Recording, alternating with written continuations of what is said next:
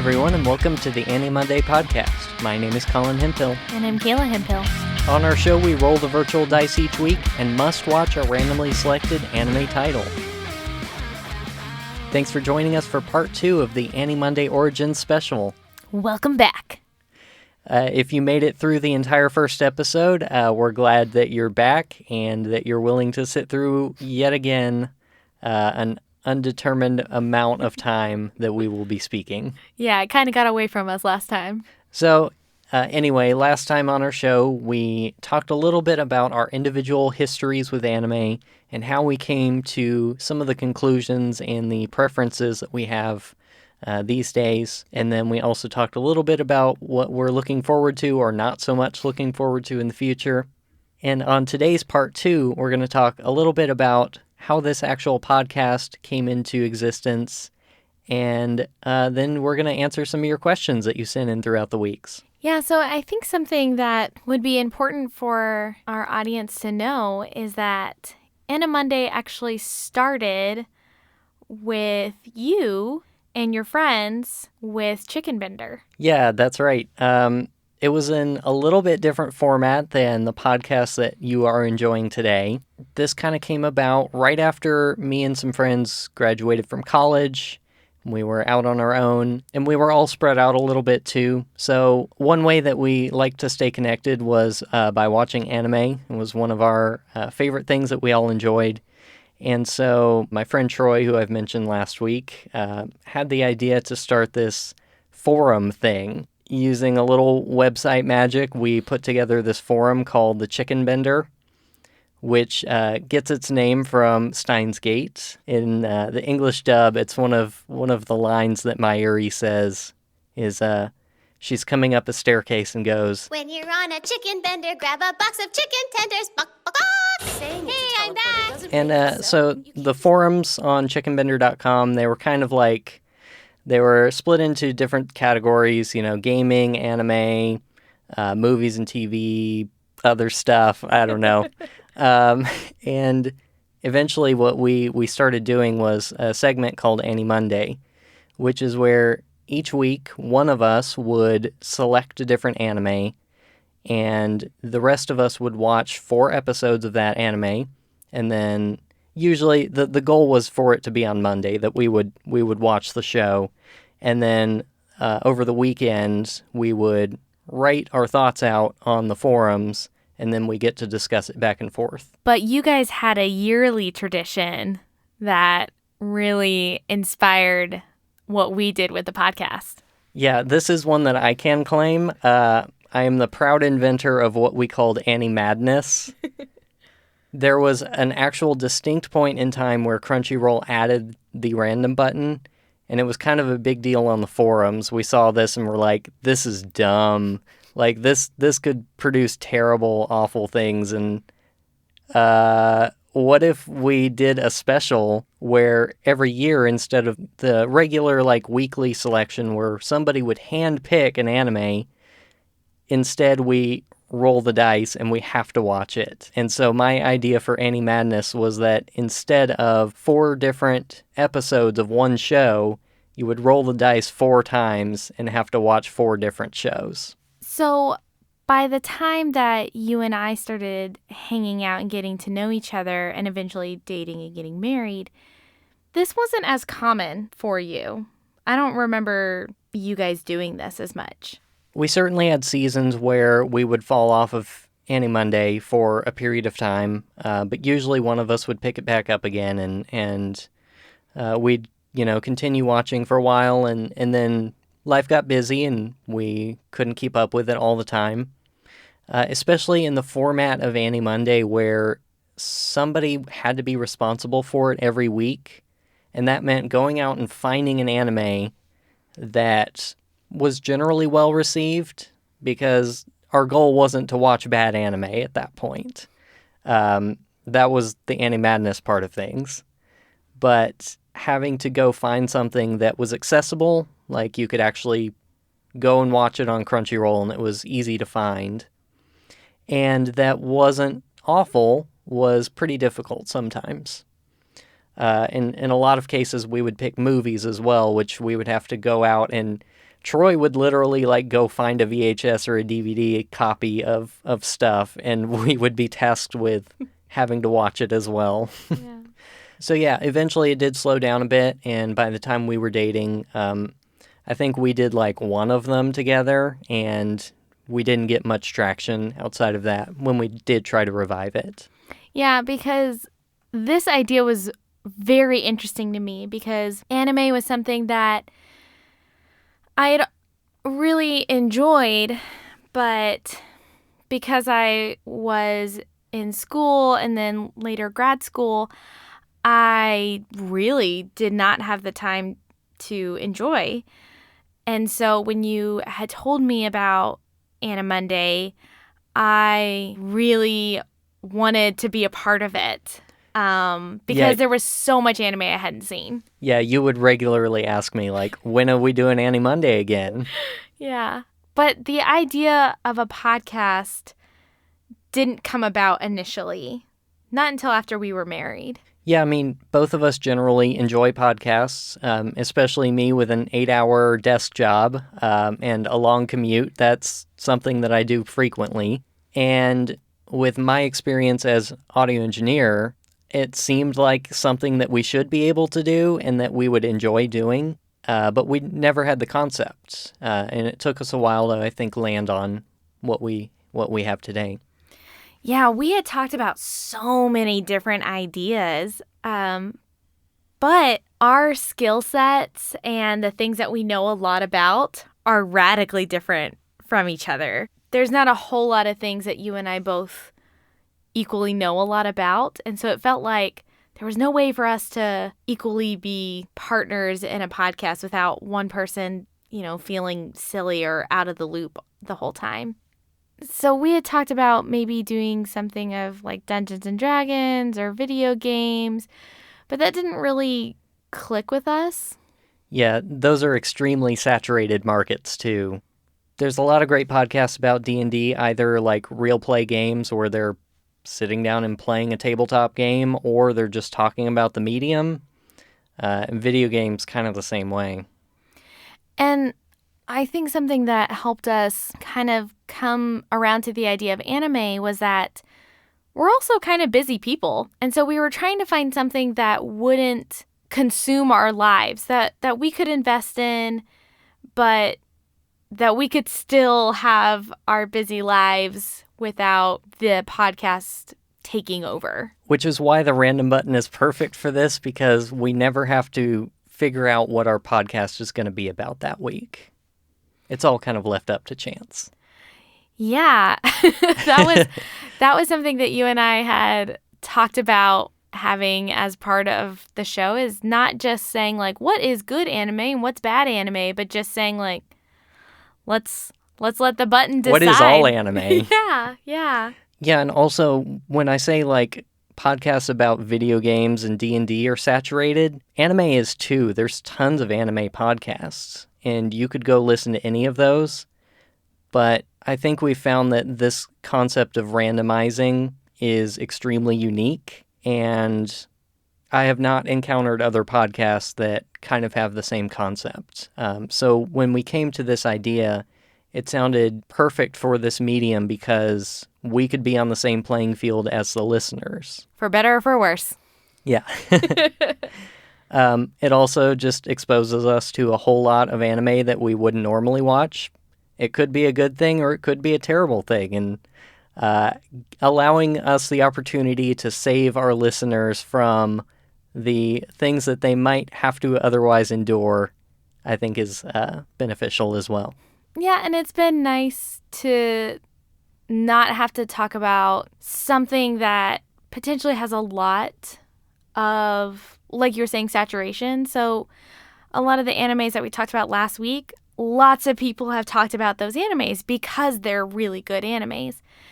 And not everybody talks about these small and, in some people's opinions, bad shows. But it makes it fun, and it does kind of expose what else is out there. For a lot of people, their only exposure to anime is Full Metal Alchemist and Sailor Moon and maybe Pokemon. And that's That's it. And to show that there's this whole grand medium out there, and to say that this is more than just a few shows, that this is a whole art form in itself. Yeah, I think what this format allows us to do is to revitalize certain anime that maybe only had a one-season sort of run. This is really common in anime where every season, whether that's the winter or the summer season, etc., there's a whole slew of anime that comes in. You'll see Kotaku articles like, this is what you should watch this season. And then, Crunchyroll puts its weight behind marketing certain titles during that season, and a lot of things end up buried. And so only a small number of people end up watching those, and even if they do enjoy them, those anime kind of never come up again. Nobody really talks about them. Now, granted, that could be because they're not great, but I think this does give us an opportunity to see things that most people have forgotten about at this point. Yeah, I would agree with that. Well, cool. I think we're going to take a quick break, and we'll come back and we'll get to those listener-submitted questions.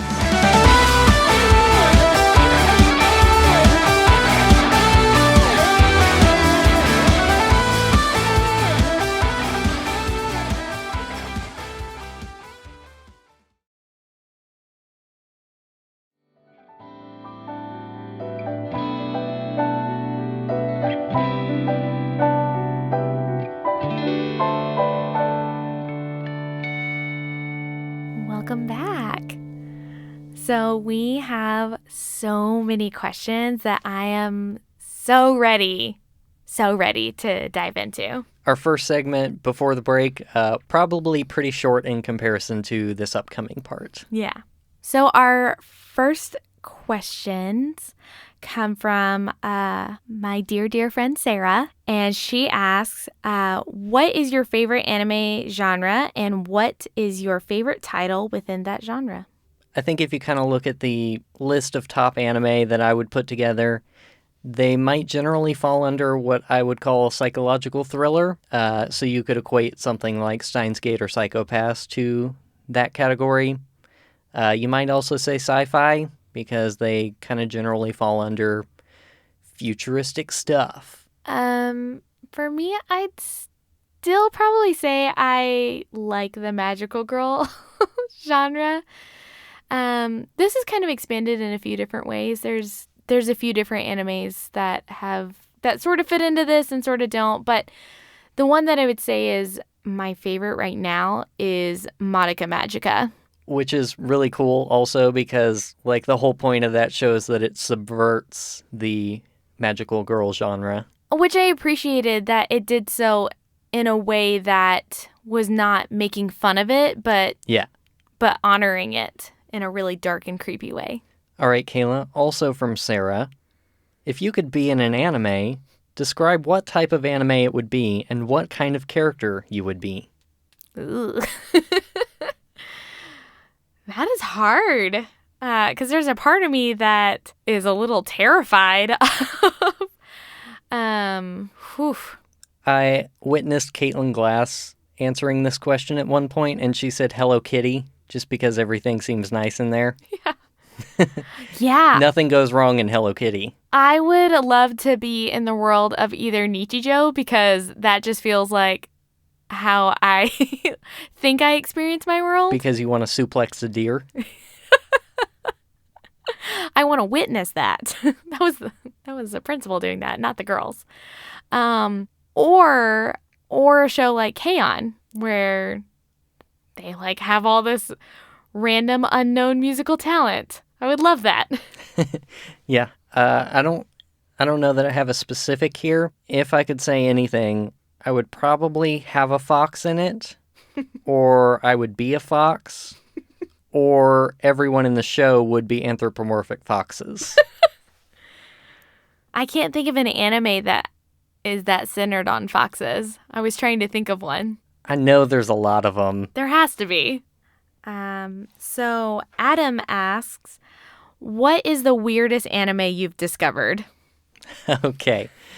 I have some good ones for this. Okay. The first one I'll mention is called Penguin Drum, which this is funny because this is one of the original AniMonday selections. So that's how I discovered it, and I will read you the synopsis from Wikipedia. A terminally ill girl named Himari miraculously saved from death by a strange spirit who resides in a penguin-shaped hat. However, in exchange for extending her life, the spirit tasks Himari's brothers to seek out an elusive item known as the penguin drum, with the assistance from a trio of strange penguins. What? Yeah, weird show. Turns out it's not great either. Oh, no. Was this a Troy? I think it was. Of course it was.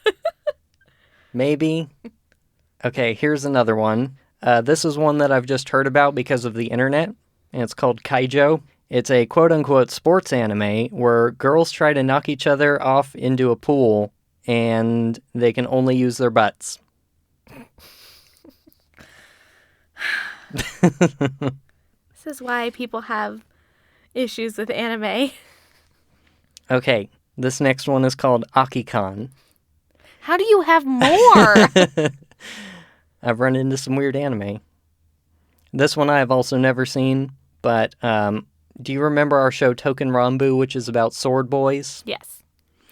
So this is kind of the same thing, or like that other show we talked about, which anthropomorphizes like naval battleships. Oh, yeah. Okay, so I'll read this one. Akikon, which means empty can, is the unlikely story of high school boy Kakaru, whose can of melon soda magically transforms into a human girl. More Akikon girls begin appearing, each of them needing to be infused with carbon dioxide from their respective drink types to survive. Wait. I'm not done. The Akikons were created as part of, quote, the Akikon Elect, to determine whether steel cans or aluminum cans are superior. The Akikons must battle each other until only the strongest type is left standing. Do they battle as cans or as women? I don't know. Probably as women. How do you fill the can with carbon dioxide from a drink? You're asking, are they saying that they... You're asking too many questions about the Soda Girls anime. Whew. I do have so many questions. I do too, and I don't care to answer them. What if we roll it? Whew. I don't remember if that one's on Crunchyroll. Okay. I'd have to look. Oh, boy. You know, because of what I was saying earlier about kind of having to step away from, well, everything between college and grad school, I haven't really gotten to explore too many weird shows on my own. That was kind of why I was so excited about doing the podcast, was because I wanted to be exposed to all the things. Sometimes I regret that, but all the things. So I think the weird ones on our show have, in some good ways and some bad ways, like Cromartie High School was sort of this weird, hilarious, strange show. Or another one would be Wakuri Romanze, which was our jousting episode. That was weird. So, yeah, a lot of the weird anime I've been discovering has been through our show. All right, next up, friend of the show, Meredith, asks a whole bunch of questions. Yes. So we'll start digging into those. The first one, which anime character did you want to be when you first got into anime? Oh, man, I mean, Usagi. Well, not always Usagi. Because everybody was always chastising her, which now I can't remember her actual name, but I really loved Sailor Jupiter as a kid. So that was the other Sailor Scout that I really related to and loved. It's pretty obvious for me. I mean, Ash Ketchum. I mean, going all over the world with cool little creatures following you around and being the best in the world even though you completely suck. Sounds like a pretty good gig to me. Have you ever had aspirations for doing cosplay? Any Halloween spent as an anime character? So I have dipped my toes in cosplay before. It's an art form that I will never probably get around to, mostly because it's time-consuming and expensive, and I don't want to go halfway on it, you know? So just kind of like a thrown-together cosplay isn't really what I see as cosplay, generally. But I've done that anyway, and the 2 times that I have were I was Spike from Cowboy Bebop, which works out because he has like big fuzzy hair like I do. And I was also Commander Amaral from Fooly Cooly, which is the guy who has nori sheets on his eyebrows. I only recently discovered this. I did walk around with actual nori on my face. You'd be amazed how bad it smells. Oh, no, I wouldn't. Yeah, I'm sort of the same way. I have a lot of interest in doing cosplay, but I have very little skill in it. Also, a great unwillingness to spend money. So those 2 things kind of have hindered me from doing cosplay, but it's always been something that I greatly admire. I love looking at different people's cosplays, and especially the ones where they put their own spin on it, where they do something creative, either by like gender bending something or putting it in a different like era. I've seen some really great cosplays out there, so something I wish I could do. Have you gone back to watch your origin anime since the first time? And how do they hold up? Yes, I did. I talked about this a little bit last time. I did go back and watch Sailor Moon a few months back. It wasn't since we started looking at doing this Origins episode. It was pretty much like I remembered. The voice acting was different because it was done differently, but it was okay. It's very formulaic, which made sense because that's exactly what it was trying to do. I kind of felt like I had outgrown it a little bit. Like younger Kayla probably would still like it, but older Kayla not so much. And same with Inuyasha. I did go back and watch Inuyasha recently, knowing that we were going to be doing this episode. And I started watching it and I was like, man, I forgot. I forgot what this show was like, but I kept watching it. I watched like 20, maybe 30 episodes of it before I was finally like, stop. It doesn't get better. There's something still endearing, and I don't know if that's the nostalgia or if it's an okay show. That's hard for me to kind of sift out. So for me, I have watched Pokemon a whole lot. We watched it together recently. We've watched it together. I watched it all the way through in college with a couple roommates, like probably at least twice. I've seen that whole first season a bunch. We may or may not own it.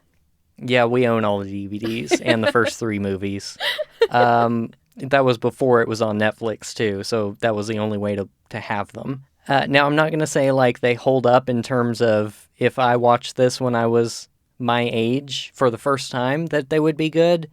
I can definitely acknowledge that, like, most of why I enjoy it is nostalgia-fueled, and that's okay. But, like, that show is still going, and so we can watch new episodes of that, and while we don't get the nostalgia kind of, like, weight behind it, we watched the Alola season recently. That was good. It's legitimately good. Like, As an adult, I think I could enjoy that show. It was interesting because they did different things with that game, and that reflected in the show. The show felt different than it had before, and in a really good way. Aside from that, like last week, we went back and watched some Full Metal Alchemist just to see how it held up, and it's still good. Yeah, still good. If anything, like that show is now a little bit spoiled because the voice actor who plays Ed is under fire for being a dirtbag at the moment. So that kind of stinks. Yeah. And it's hard to be able to separate that from what I enjoy about the show now. Mm-hmm. Well, that does kind of play into the next question, which is dubbed or subbed? Yeah, okay, so when I said, like, anime is a saturated market in terms of people who have opinions about it, this is certainly one of those areas, and so I don't care to, like, spend a whole bunch of time on this particular question. My short answer would be, if it's good as a dub, then I prefer it, because English is my native language, so I will get more out of the show if I don't have to read it, and I can just soak it in. Yeah, I would say I agree with that. It does highly depend on the quality of the voice acting, but I find if I can have a good dub, then it gives me the freedom to really notice the other production parts of that show in a way that sometimes I miss because I'm having to read. So that would be the reason why I would maybe lean towards dub, but it's really about the quality. I think personally the biggest thing that I look for is a good adaptive script.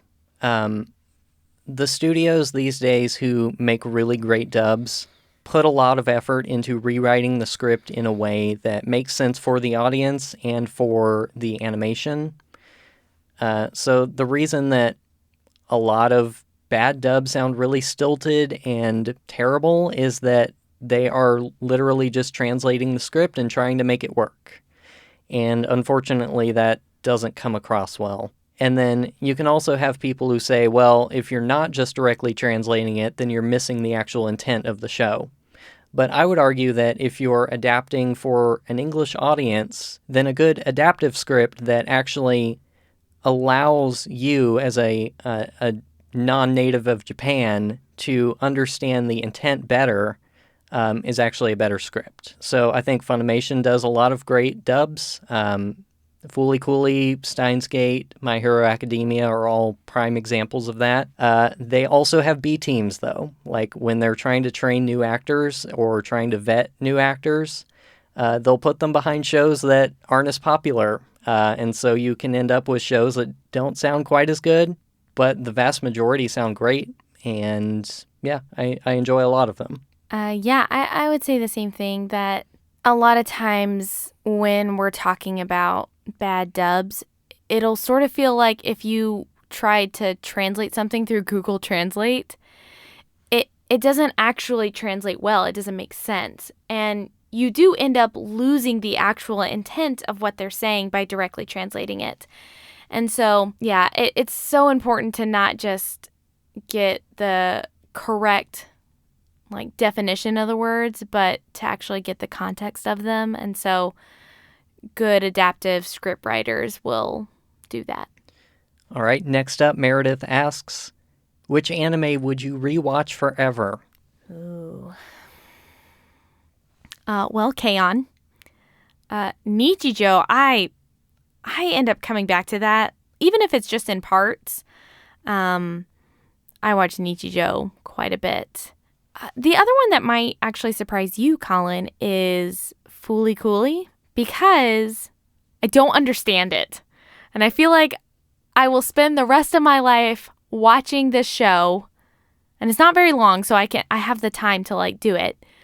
And I will keep getting new things out of it and keep finding new things because it's so confusing in a good way. There's just so much to get out of it without it being super heavy, if that makes sense. Do you want to read the two that are on my list? Fooly Cooly and Nichijou! Yeah. That's awesome.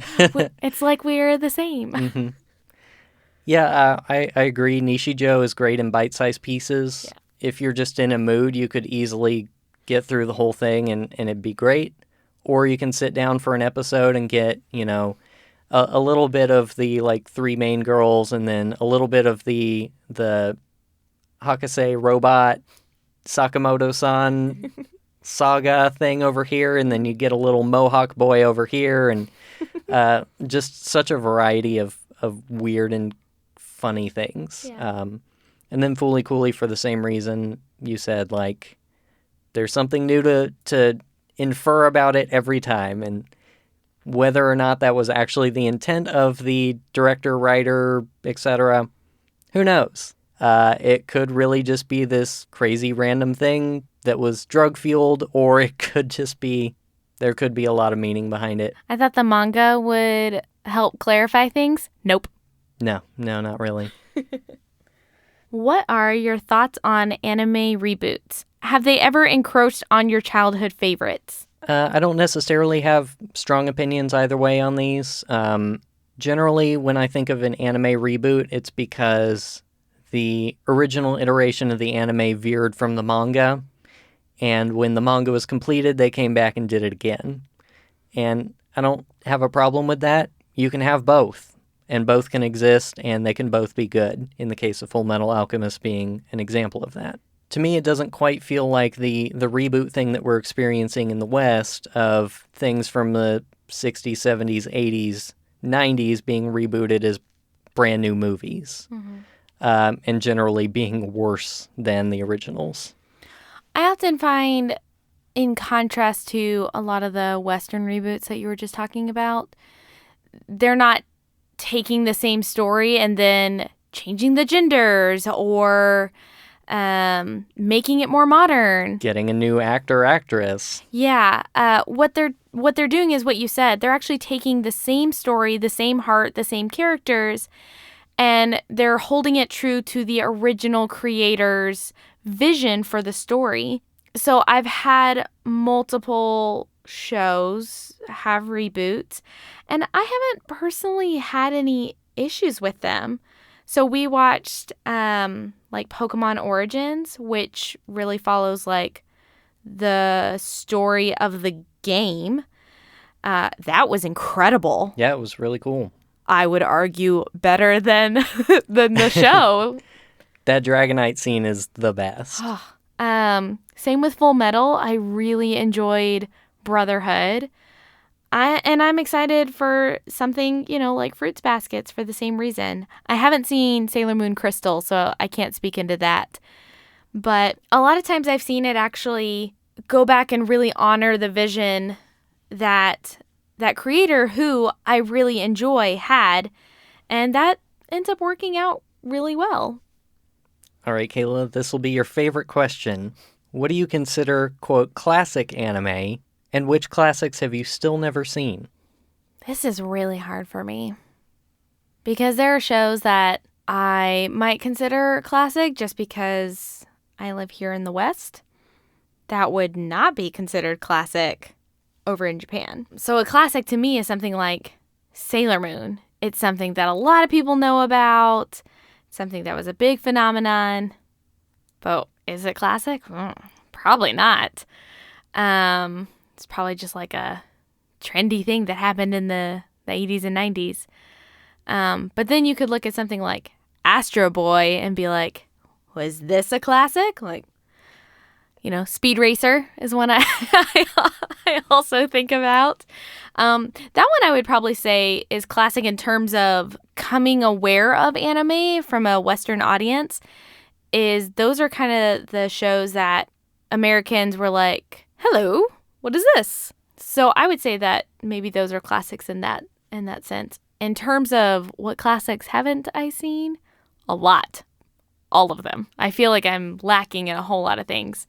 Kind of like I was saying, like only coming to Dragon Ball in college felt weird. It felt like I had been missing this whole cultural phenomenon that everybody else had experienced. Yeah, when I think of classic, this probably applies to everything, not just anime. I think there is the characteristic of age, and then there's the characteristic of influence. Generally, classics have kind of both of those, but I still think there are more modern things that I would consider classics, especially in terms of anime. So I guess I'll just start listing some of the stuff I thought of. Studio Ghibli, pretty much anything that they've made. So, for example, I've still never seen Spirited Away. Of all the Ghibli films, I've probably seen all the others. But for some reason, like one of the biggest ones I haven't seen yet. I haven't seen Howl's Moving Castle, and I get a lot of flack for that. And then, stuff you mentioned like Astro Boy being the real old stuff. probably the biggest classics for me are things like Akira and Ghost in the Shell and things like that. Big 80s kind of things that you hear about all the time that have, like, what show hasn't parodied Akira at this point? And, you know, Ghost in the Shell has so many spin-offs and alternates and remakes and reboots and everything around it. And that's just including the direct ones, not all the art media that has been influenced by that movie. Right, and in terms of influence, I think of Satoshi Kon had a bunch of really classic kind of stuff. Perfect Blue is one that he's well known for that is super influential in psychological horror even. Like Darren Aronofsky's stuff is all influenced by Satoshi Kon. And then you mentioned some of the more 90s kind of stuff that's kind of classic these days would be Dragon Ball, Evangelion, Cowboy Bebop, things like that. Yeah, definitely. What anime theme song do you still sing, hum, or listen to? Ba-dum, ba-dum, ba-dum, ba-dum, ba-dum. Again. Gosh. You think I wouldn't be surprised, but that definitely scared me a little bit. It's a small room and this is loud. Yeah. Yeah, the opening theme from Bebop. Great. Every song in Fully Cooley. The other one that this is less because of like the quality of the song and more that it's hysterical is the One Punch Man theme song. Oh my gosh. Of course. Which that show hasn't come up on this episode either, but it's also worth checking out. But occasionally I will just like look at Kayla and go, "One punch!" It's my favorite part of the day. For me, I mentioned this last time too, I do listen to the K-On! Music a lot in my personal time. I also listen to the Your Name soundtrack. In terms of theme music, that one's a little trickier for me to think of. I do find myself humming the Cells at Work theme song. It's just fun and upbeat, even though I don't know any of the words. So that's one I hum a lot. What is your favorite piece of anime merch that you've ever bought? Anime merch. Okay, confession time. I am one of those people that don't spend money very much. I like to save money. I don't spend it very often. So I never really bought anime merch. I do have to say, when I was in high school, I took this very rudimentary coding class where you would just learn how to do these little programs that would make different machines operate in some way. And one of those things was a t-shirt press. And I made an Inuyasha t-shirt that I definitely wore in public to school like a lot. Oof. I don't think I've ever told you that story. Yeah. Otherwise, I don't think this technically counts because it's not anime, but I definitely have a real metal Keyblade from Kingdom Hearts. Yeah, you do. That's so anime, though. It does feel anime. I have a different experience because for a period of time, I was a young single adult with somewhat disposable income living in Dallas, which is kind of like the Western anime capital of the world. So I definitely had quite a bit of stuff for a while. Probably my favorite is the Steins Gate Future Gadget Lab pin that I have, which is like the membership pin that they wear in the show, and I have a replica of that. Didn't you wear that at our wedding? Yeah, it was on my lapel, I'm pretty sure. Yeah. For the exit suit that I wore. I also had a Fully Cooley messenger bag that I was proud of for a while. I have the Persona bag. Oh yeah, you do. Yeah, we got the special edition of Persona 5, and it came with the bag that they use in the game. That is like my current purse. Yeah. I don't have another purse. I have the Persona 5 messenger bag as my purse. I also imported several things from Tokyo,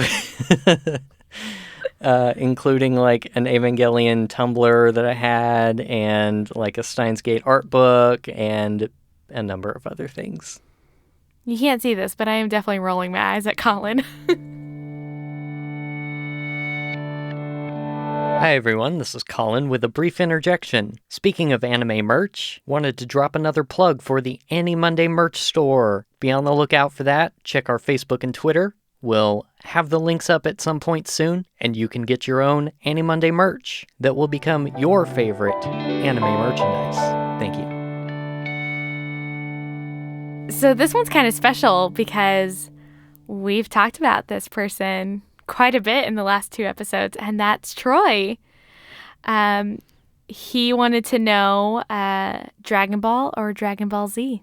So as I mentioned before, I did not hop on the Dragon Ball train when it was originally running or during its Toonami runs or anything. So I didn't catch either series until college, and my first exposure to it was when my roommate started watching the original Dragon Ball, just like straight through. And so that was my first exposure to either series, really. And then I think I kind of watched the abridged DBZ before I saw the actual DBZ. I don't know. There's a lot of filler in all of those. Like, there's some bad parts of Dragon Ball and there's some bad parts of Dragon Ball Z.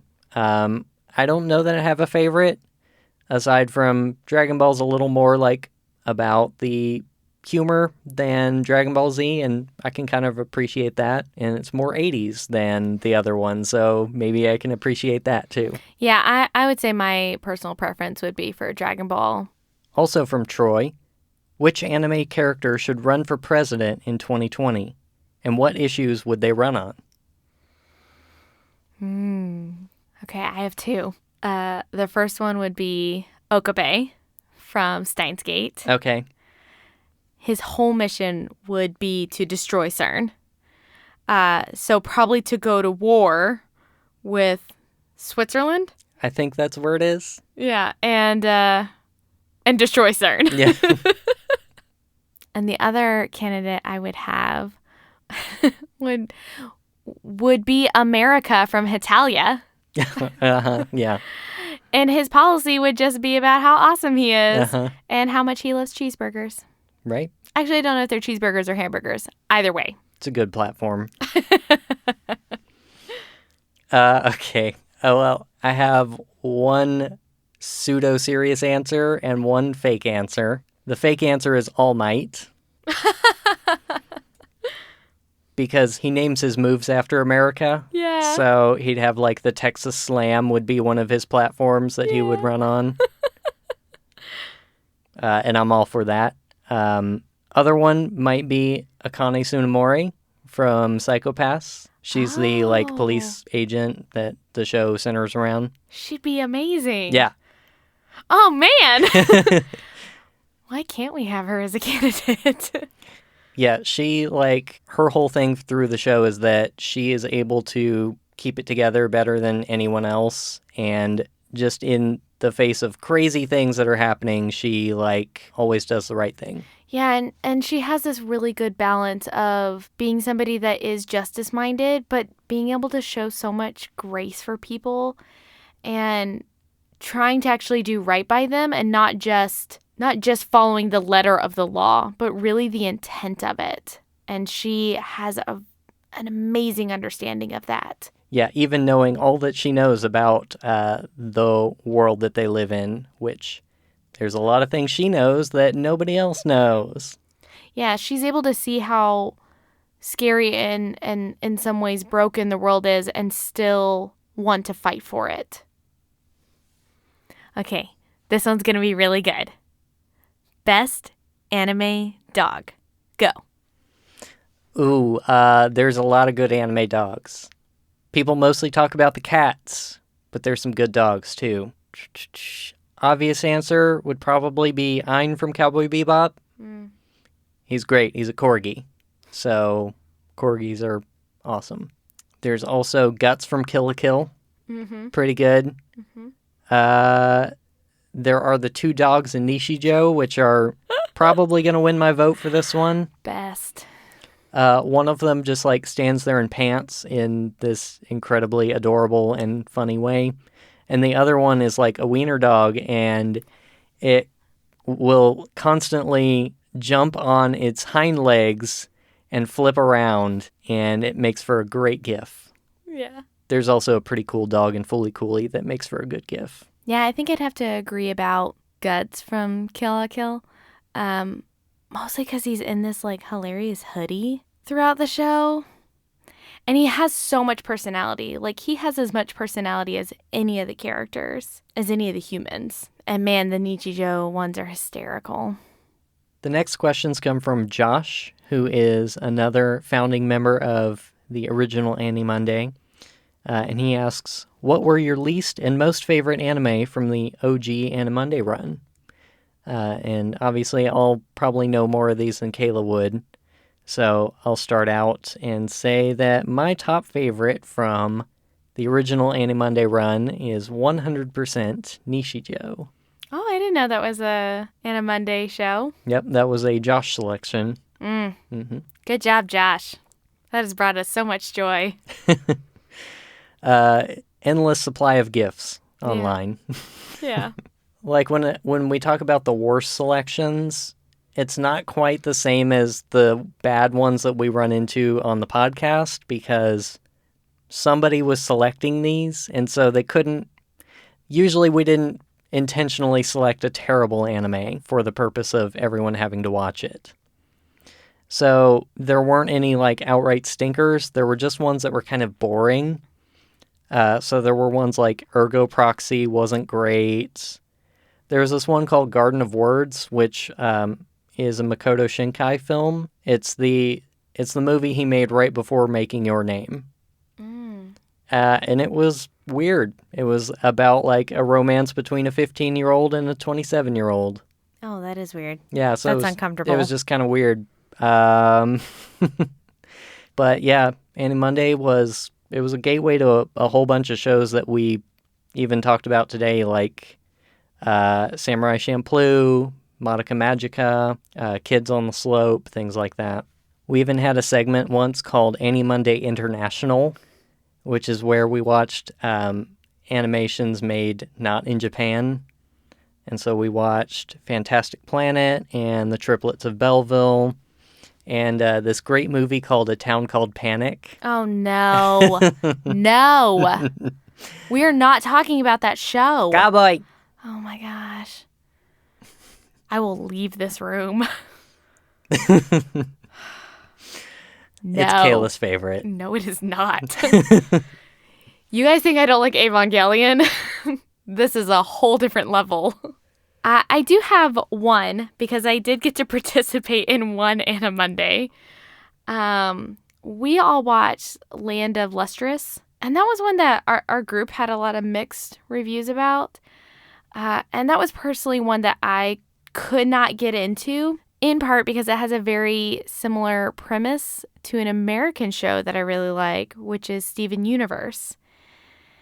And I couldn't get behind the animation, and it was all computer generated. And it just didn't have the same heart that I felt was in Steven Universe. So that was my one experience with AniMonday. Don't at us. We know. We've heard it gets better, and it's not at all like Steven Universe, but we've heard it all. Don't at us. Yeah. We only did 4 episodes. That's what you're getting the judgment off of. Okay, we made it 2 episodes, actually. Was it only 2? Yeah, we didn't make it very far. All right, I have one final question from Josh. Okay. That is directed to you, Kayla. Okay. Does Kayla consider Colin a weeb? Okay, maybe for context, if you're not familiar with the terminology, yeah. Weeb would be short for weeaboo, which is a generally derogatory term used on the internet to describe people who are not only just obsessed with anime and manga, but also they wish they were Japanese. And they appreciate the culture of Japan more than any of their own heritage, and they wish they lived there and were part of the culture. I would say probably not. I think you have a healthy appreciation for the culture, but I see you also have that appreciation for like American media too when it's done well. I think that this is just a platform that you've been able to connect with because it appeals to a lot of things that you personally really enjoy. And sometimes it doesn't do that well, but I don't see you being the type of person you don't go like out of your way to do like or experience Japanese things. I might say that I'm more on that scale than you are. We both said we prefer dub, so I think that immediately excludes us. But we do have things like it is like a goal of ours to go to Japan and experience, what it's like over there. And I think you have a healthy appreciation for your own culture. Whew, dodged that one. It's a fine line, though. It's a fine line. Find out if I think Kayla is a weeb on AniMonday Origins Part 3. We are not doing that. Oh, no. That was a lot. Yeah, that was good, though. Yeah. It was good to, like, have this break away from some of the bad anime, but it was also just fun getting to explore this again with you, to talk about those shows that we really liked and how this really became a thing that we love to do. Yeah, I definitely have a lot of appreciation for where we came from and for the original AniMonday as well. And I think we should go watch some Pokemon after this. Okay, I'm down. If you want to learn more about our show, you can visit our website at animonday.moe. That's animonday.moe. You can send us questions and comments to podcast@animonday.moe. And you can find us on Facebook and Twitter. Our username is AniMondayCast, and you can find links for that on our website. If anyone was paying attention to our Facebook and Twitter this week, you might have seen that we posted a picture of the official Annie mug. Oh my goodness. Okay, you did not run that by me before you said that. Which is to say, we have merch on its way. I changed my mind about the weeaboo thing. No, come on. It's English. All right, fine. We're going to be putting together a few pieces of merch that you'll be able to buy for AniMonday. Starting out with the mug, which I think looks really good. Kayla and I got ours this week. Yeah, I was so excited to have mine at work. And from there are talks of other things we're going to put in the store. Secret things. If you do have any specifics that you would like, let us know, and we might be able to accommodate. Thank you so much to Crunchyroll for all of the anime that you provide, and for adding that random button, which changed our lives forever. And we really think it's great, even when it's terrible. If you want to follow along with us each week, we'll have a link to the current title on our website and social media, so you can watch what we're watching. Finally, thanks to C2A for providing the intro and outro music for our show, which come from his Senpai EPs, which are available on Bandcamp and all other places you might find music. Well, we already have our role for next week. Yeah, as a quick reminder, our show that we're going to be watching for this week and talking about on the next episode is called Planet With. Oh, yeah, I forgot. So we'll see how that goes, and we're looking forward to getting back to the rotation. Are we? Sort of. No, it's going to be fun. But I think that's going to do it for us. We've had a lot of fun talking about all of our anime origins, and we're glad that you stuck with us. Yeah, it's been really nice to see so many people just tell us how much they love the show and how invested they are, and it's always nice to hear. And thanks again for all your questions. You can still send us questions, and if we start getting those, we'll answer them, on our regular episodes. Yeah, that'd be fun. All right, thanks everyone. Have a good week, and we'll see you next time. Bye-bye.